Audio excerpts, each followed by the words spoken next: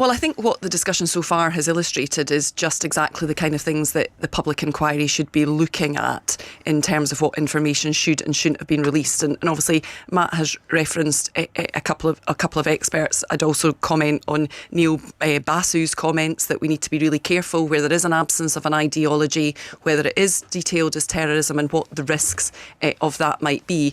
And I think what we also have to acknowledge is that there was no doubt that what we did see after the murders of BBLC and Alice was riots on the street that were partly inflamed by misinformation and disinformation, incorrect naming of the suspect, etc., that caused a lot of those issues. So that's exactly the kind of thing that the public inquiry should look at. In that way, then, because people were fired up by false information, which they had no reason to disbelieve, should we be more sympathetic to some of those rioters? I mean, I know Donald Trump has just pardoned a whole lot of Nazi As a former police conspiracy officer, theories, I don't tend to be sympathetic to rioters, Nikki, but I think it's obviously incredibly important that we ensure that the correct information in the right volume of information that's permissible and doesn't prejudice court cases is something that we do.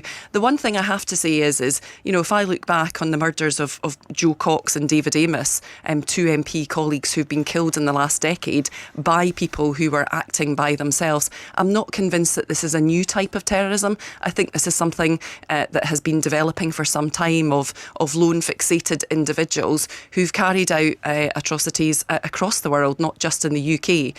But I welcome the call for an early public inquiry. Sometimes it feels that is the thing that we campaign for as public inquiries. I think the government have moved quickly on this, but it's quite clear that tomorrow is the sentencing, and I think we need to be sensitive to that as well.